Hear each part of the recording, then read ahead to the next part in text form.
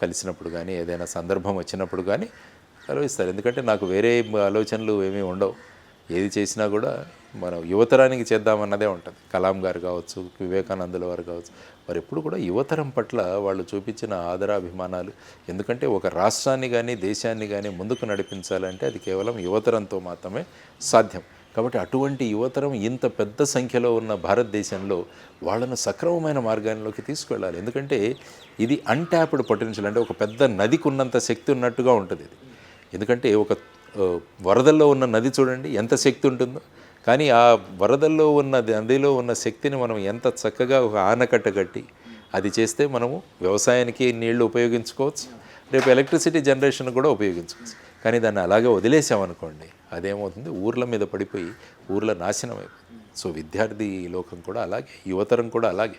కాబట్టి యువతరాన్ని ఎలా ట్యాప్ చేయాలి మనం, యువతరాన్ని యొక్క ఆకాంక్షలు ఏంటి, వాళ్ళ కాంక్షలు ఏంటి, అది ఎలా ట్యాప్ చేయాలనుకున్న దాని మీద నేను మెయిన్గా కాన్సన్ట్రేట్ చేస్తున్నాను. అందుకని మీరు చెప్పినట్టు వ్యవసాయ రంగం, ఉద్యోగాల సృష్టి, ఈ రెండింటి మీద కాన్సన్ట్రేట్ చేస్తూ మిగతా ప్రభుత్వ నిర్ణయాల గురించి కూడా మనం ఏ విధంగా పాజిటివ్గా సకారాత్మకంగా దోహదంచి పడవచ్చు అన్న దాని గురించి కూడా ఖచ్చితంగా నా వంతు పాత్ర నేను పోషించాను. ఎవరు ఏమనుకున్నా పర్వాలేదు, కానీ నా భూమిక అలాగే ఉంటుంది, మా పార్టీ కూడా అలాగే ఉంటుంది. కాబట్టి మేము ఇక్కడ ఉన్నాం కాబట్టి ప్రతిదీ మనం విమర్శించాలన్న ధోరణి ఎప్పుడూ ఉండదు. సకారాత్మకంగా అందరం కలిసి ముందుకు వెళదామన్న ధోరణిలోనే ఉంటాం మేము.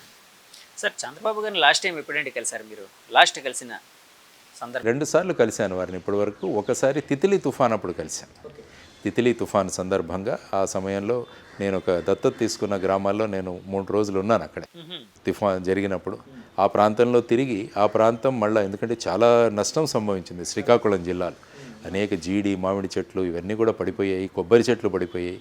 దాంతో ఏ విధంగా ఈ వీళ్లకు మనం ఉపయోగపడవచ్చు అన్నది ఒక లెటర్ తయారు చేసి వాళ్ళకు నేను పలాసలో ఇచ్చాను. పలాసలో వారు ఉన్నప్పుడు వెళ్ళి ఇచ్చాను. అది మొదటిసారి నేను కలవడం చంద్రబాబు గారిని.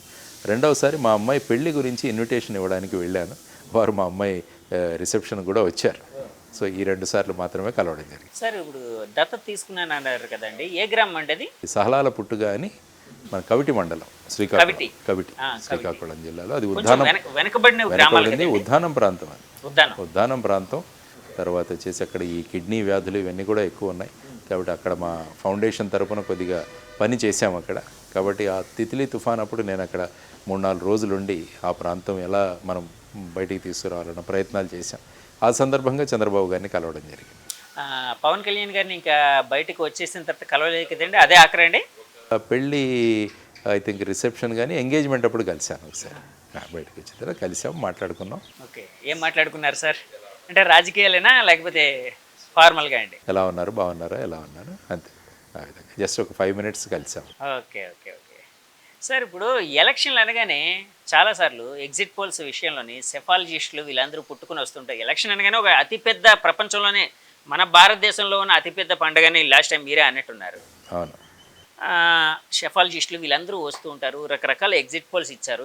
ఈసారి ఎగ్జిట్ పోల్స్ చాలా మటుకు పాత గవర్నమెంట్ వైసీపీ ఎలాగైనా ఇక్కడ ఫామ్ చేయబోతుందన్నారు. కొన్ని ఎగ్జిట్ పోల్స్ ఏంటంటే టీడీపీకి వచ్చే అవకాశం ఉందని కూడా అన్నారు. అప్పుడు పరస్పర ఆరోపణలు కూడా జరిగాయి, అది పెయిడ్ అంటే ఇది పెయిడ్, ఇది పెయిడ్ అంటే అది పెయిడ్ అని రకరకాలుగా. వీళ్ళ మధ్య ఒక మెగాస్టార్ వచ్చాడు, కేకే, కిరణ్ కొండేటి అనే ఒక వ్యక్తి. కేకే అనే కూడా ఆయన 151 అని చెప్పారు. ఎస్, అవునండి, 2019లో చెప్పారు. ఈసారి 161 అన్నట్టుగా ఉంది. 161, 3 పెరిగాయి, 3 పెరిగాయి. సార్, ఆయన 2019లో చెప్పినప్పుడు అంటే టీడీపీ పార్టీ 20 సీట్లకి కన్ఫైన్ కాబోతుంది, వైసీపీ 151 సంథింగ్ ఏదో రాబోతుందని చెప్పినప్పుడు చాలామంది విమర్శించారు. అట్లాగే ఇప్పుడు 161 చెప్పారు యాక్చువల్గా ఆయన చెప్పిన ఒక అద్భుతమైన విషయం ఏంటంటే అండి, జనసేన పార్టీ 21కి 21 గెలుచుకోబోతుంది, వైసీపీకి ప్రతిపక్ష హోదా రాదు, ఇవన్నీ ఆయన చెప్పినవండి, ఆ రోజు చెప్పారు. అలాగే కూటమి 161 సీట్లు గెలుచుకోబోతుంది అన్నారు. ఇప్పుడు ఒక 3 సీట్లు ఎక్స్ట్రా గెలుచుకుంది, 164. సో ఆ వ్యక్తి అంటే అవన్నీ మీరు చూసే ఉంటారు, మీరు కూడా గమనించే ఉంటారు. దాన్ని పరిశీలిస్తే ఏమనిపించిందండి ఆయన కోసం కానీ, లేకపోతే ఆ విశ్లేషణ కోసం? అంటే మనం ఈ సెఫాలజీలో కానీ ఎగ్జిట్ పోల్స్ కానీ ఎంత సైంటిఫిక్గా చేస్తామన్న దాని మీద రిజల్ట్స్ ఆధారపడి ఉంటాయి.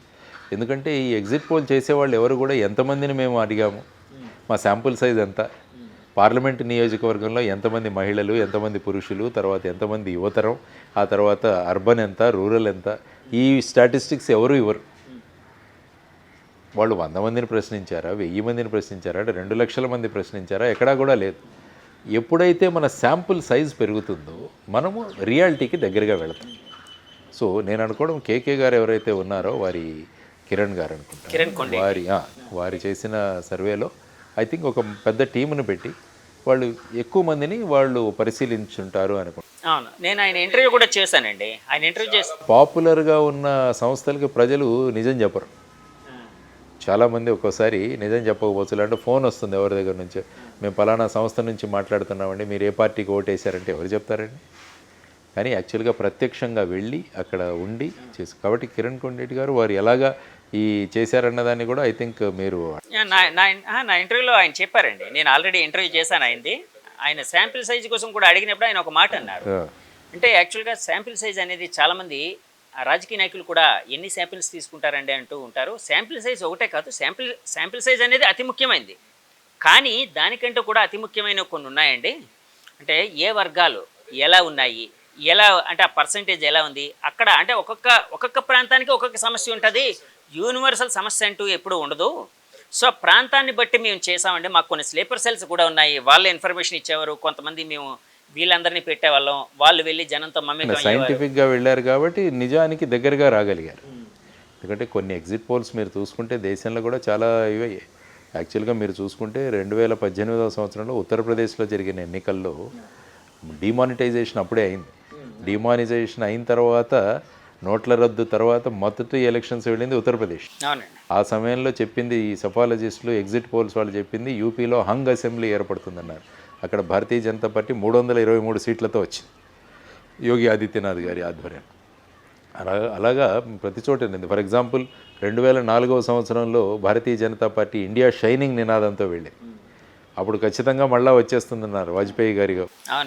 అప్పుడు రాలా, అప్పుడు మళ్ళీ యూపీఏ గవర్నమెంట్ ఏర్పడింది. కాబట్టి ఏమవుతుందంటే మీరు అన్నట్టు ఇది సైంటిఫిక్ బేస్. ఎంత ఏ నియోజకవర్గాలు, ఏ సమస్యలు, ఎటువంటి ఎవరిని మనం ప్రశ్నించాం, వీటన్నిటి మీద రియాలిటీ దగ్గరికి వెళుతూ ఉంటాం. కానీ అల్టిమేట్గా ఎగ్జిట్ పోల్స్ ఉపయోగము ఎంతవరకు ఉంటుందన్నది కూడా మనం చూస్తే చాలామంది ఈరోజు ఎవరో 30 కోట్ల బెట్టింగ్ పెట్టి ఆత్మహత్య చేసుకున్నాడని నేను పేపర్లో చదివాను. ఈ గత ప్రభుత్వం మళ్ళా వస్తుందని చెప్పేసి బెట్టింగ్ పెట్టి ఒక వ్యక్తి 30 కోట్లకు బెట్టింగ్ పెట్టి అది చేయలేక ఆత్మహత్య చేసుకున్నాడు. కాబట్టి ఎగ్జిట్ పోల్స్ అల్టిమేట్గా దేనికి ఉపయోగపడుతున్నాయి? ఎందుకంటే వెయిట్ చేయాలి, వెయిట్ చేసిన తర్వాత రిజల్ట్స్ వస్తాయి. ఆ లోపల మనకు ఉన్న ఆతృత ఏమైపోతుందో అన్న దీంతో ఎగ్జిట్ పోల్స్ అన్సైంటిఫిక్గా చేసే. అంటే మన రాష్ట్రం అభివృద్ధి పదంలో వెళ్ళడానికి కేంద్ర సహకారం అవసరం అని ఫస్ట్ నుంచి అందరూ, అంటే చంద్రబాబు నాయుడు గారు అదే చెప్తున్నారు. అసలు బీజేపీతో జత కట్టడానికి కారణమే అదని చెప్పారు ఆయన. ఎందుకంటే రేపు పొద్దున మనం వస్తే వాళ్ళు సహకారం ఉంటుంది, సో రాష్ట్రాన్ని ముందుకు తీసుకుని వెళ్ళొచ్చు అని.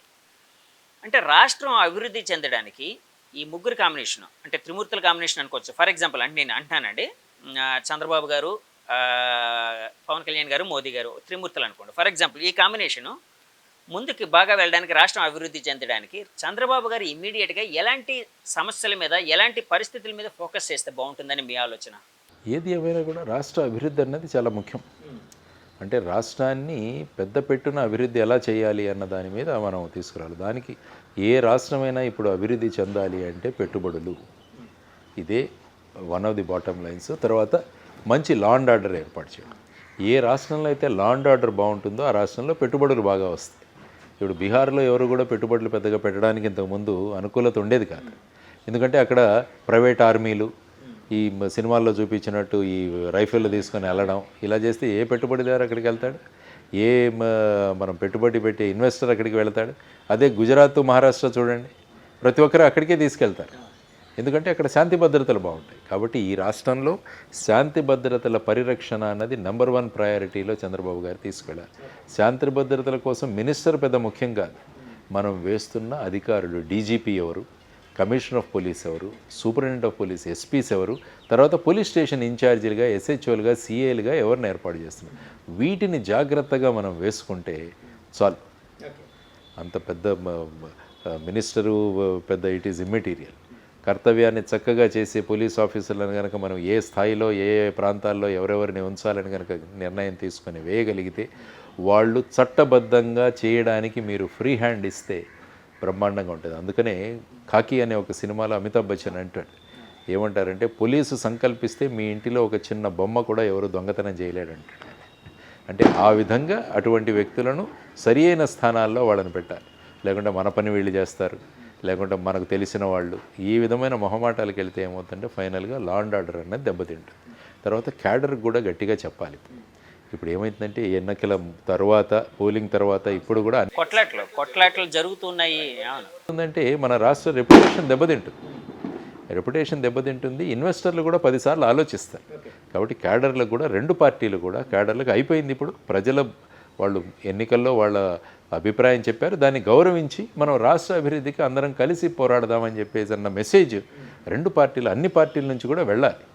లేకుంటే ఏముందంటే ఈ కక్షలు, కార్పణ్యాలు, ప్రగలు, ప్రతీకారాలు తీసుకుంటూ వెళ్తుంటే రాష్ట్రం యొక్క రెప్యుటేషన్, రాష్ట్రం యొక్క పేరు పాడైపోతుంది. కాబట్టి అది కూడా చేయాల్సిన చాలా ముఖ్యం. కాబట్టి లా అండ్ ఆర్డరు, ఇన్వెస్ట్మెంట్ ఎలా తీసుకురావడం, కేంద్రం నుంచి ఏ విధంగా అభివృద్ధి కోసం మనకు ప్రత్యేక ఫండ్స్ ఎలా తీసుకురావడం, ప్రత్యేక హోదాని ఏ విధంగా తీసుకురావడం, విభజన హామీలను ఎలా పూరించడం, ఇవన్నీ కూడా చేసుకుంటూ వెళుతూ మనం కనుక అభివృద్ధి దిశగా ముందుకు వెళ్ళగలిగితే మనకున్న పొటెన్షియల్ ఈ యువతరాన్ని సక్రమంగా మనం ఎలా ఉపయోగించుకోవాలన్న దాని మీద కేంద్రీకృతం చేయగలిగితే, వ్యవసాయాన్ని లాభసాటిగా చేసే విధంగా మనం ముందుకు వెళితే ఖచ్చితంగా రాష్ట్రం ముందుకు వెళుతుంది. ఆ దిశగా వారు అనుభవజ్ఞులు కాబట్టి ఈ విషయాల మీద